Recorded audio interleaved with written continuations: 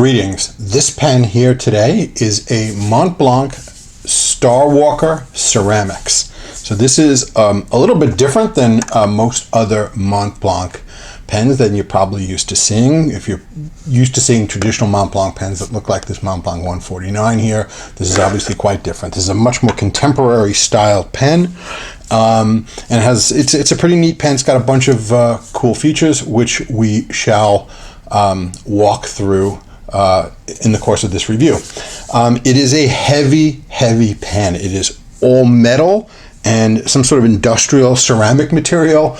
It weighs 51 grams. It is a pretty hefty pen.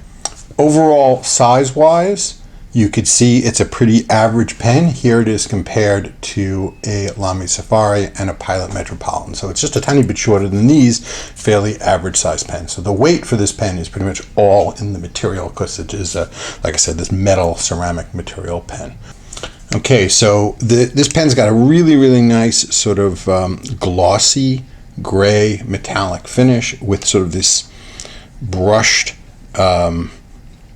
matte finish insets here. What's really nice, and I'm sure Dave Parker will really appreciate this, is there's only one way to screw this pen in, and when you screw it in, the pattern lines up completely, which is super nice.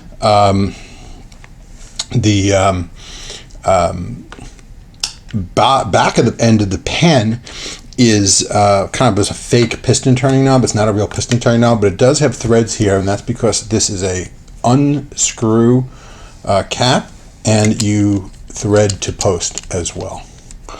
So if that may annoy some people, there really isn't any way to post it without screwing it on.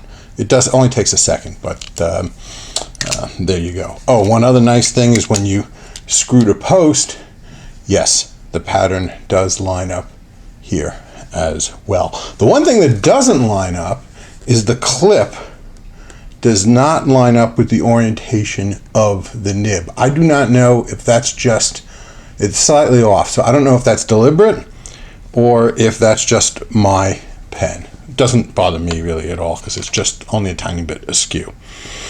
While we have it unscrewed, let's look at the section. It's a smooth, glossy section. It's got some threads here. The threads themselves are unobtrusive, but this lip, kind of where the threads end and the section begins, is a little bit sharper than I think it should be. And again, the section doesn't really have any kind of a lip or anything for your finger to rest on, so you pretty much are gripping it right there, and that's pretty much about it. The nib is very different than most other Montblanc nibs. So you're probably used to seeing Montblanc nibs that look like this, like on this 149. Obviously, this is a completely different style of nib. It is a 14-karat gold nib. It has a breather hole. It has the Montblanc logo. It says AU 585. And then it has a maker's mark for the gold. So that is the nib, and you can see the profile of the feed, etc. Again, a little bit on the unusual side. What is super cool about this pen, we haven't even got to yet, is the end of the finial. So we'll get to that in a second, but first let's talk about the clip. It's got a pretty nice clip, a really functional clip. It's not a spring-loaded clip, but it is nice and springy. One thing that's kind of interesting about the clip, notice how the clip extends past the cap and onto the barrel. That's actually kind of neat, but one consequence of that is if you take the cap off, and let's say you don't want to post it, you can't set the cap down. The cap will not stand on its end because of the way this clip is devised. But, you know, be that as it may, that's just the way it is. Along the clip band, it says Montblanc etched into some sort of matte finished surface there. And then there's one design feature that I just kind of don't like. On either side of where it says Montblanc, it has three little lines, presumably to sort of balance out and fill out the text along the band. I just don't like the way that looks. I think it kind of looks weird. It almost looks like a letter E sometimes. I think they should have just kind of elongated and stretched out the word Montblanc to just take up the whole circle around it. I think that would have looked better. Also, there is since it's a modern Montblanc pen, it does have a serial number, which is etched into the side of the clip. Now, here's the coolest part. The Montblanc logo is suspended in this sort of lump of acrylic on the top. So it's sort of a 3D effect where the Montblanc mountain snowcap logo is floating in the acrylic. It's about a good 1/4 inch or so raised off the surface and just kind of floating there. And it's kind of hard to describe. I'm hoping you can see it from the photography, but it is a really cool feature and is really probably the highlight of the design feature of this pen. It is really, really neat. One other thing about this pen, the filling mechanism. Montblanc advertises this pen as a cartridge-only pen. They do not represent that it will work with a converter, and they kind of mean it because a Montblanc converter will not fit in this pen. So you could use Montblanc cartridges or Standard International short cartridges, but a Montblanc converter will not fit. A lot of other Standard International converters that I tried would not fit.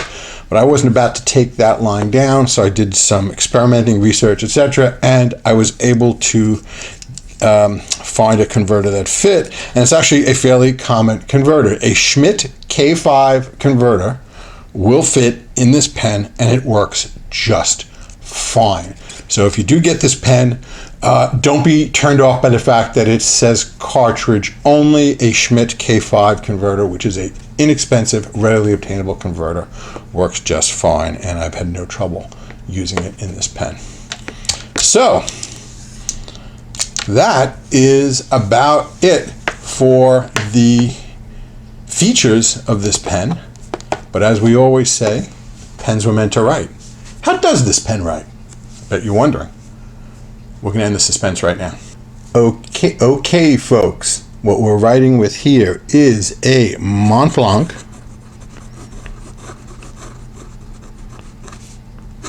Starwalker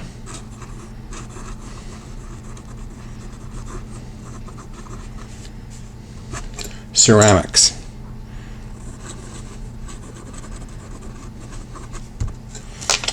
And this is a medium 14 karat gold nib.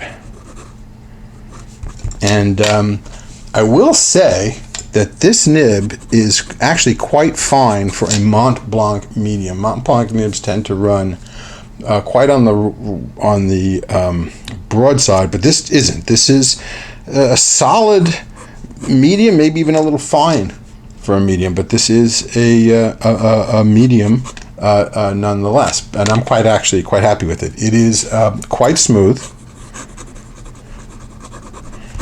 has some nice flow, but as you might suspect, when it comes to flex, nah. So don't expect much flex out of this at all. A little bounce, a little tiny bit of softness maybe, but nothing resembling flex, as you could probably tell from the kind of way the nib is designed. But it is a really nice writer, and I like it quite a bit. And I really enjoy writing with this. It is not too heavy. You might think it is at 51 grams. You could leave it unposted. It's certainly long enough to write with unposted, but I write with it posted. And again, this pen, the practicality of writing with it unposted is really lost because of this way the clip extends off the cap. If you want to just set the cap down on its end, which is a very common thing, at least I do, with pens that don't post, you can't even do that here. So you get kind of a double whammy with the fact that it's a screw to post, plus the fact that you can't really put the cap down in maybe a way that you might want to. But in any case, I really enjoy writing with it. I think it's a comfortable writer, and I like it a lot. And I think you will too. Okay, I think that about will do it for this pen. Let's talk about this ink a little bit, shall we? Okay, this ink is Rohrer and Klingner.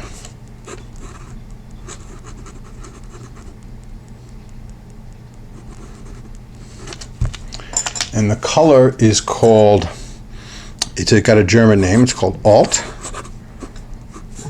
Goldgrün, with an umlaut there. But that means in English, old Goldgrün.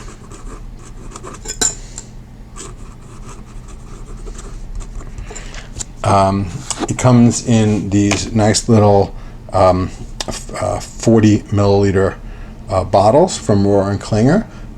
These are a little bit unusual bottles. They have like sort of these caps that are almost like soda bottle caps. But they it is a nice wide bottle that you can get a large pen in, so that is nice, etc.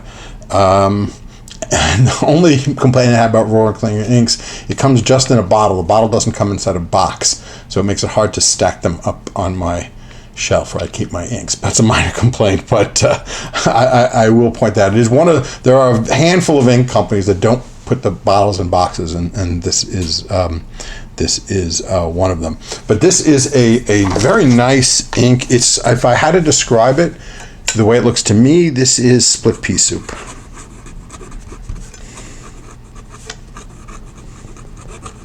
But it flows nice. You definitely get some nice shading effects, even with this nib that isn't particularly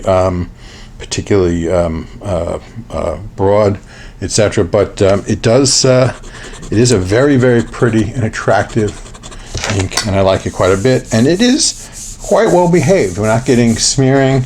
It is not bleeding through the paper, etc. So nice ink. Really good color. I like it. I like it quite a bit. Don't have too much more to say about that. Nice ink. I was actually a little bit torn about what ink to put in this pen. It's a kind of a gray colored pen. I was going to put a gray colored ink in it, but I was a little tired of grays and blacks and stuff like that, so I wanted to do something a little different. I don't have very many green-bodied pens. I have a few, but not nearly that many, so I took the opportunity to put the Alt Goldgrün in here, and I've been very, very happy with it. So here we go. I guess that'll do it for this episode, folks. If you enjoyed it, please subscribe, give it a thumbs up, and all that. I thank you all very much for watching. And until next time, I bid you a fond farewell. Bye-bye.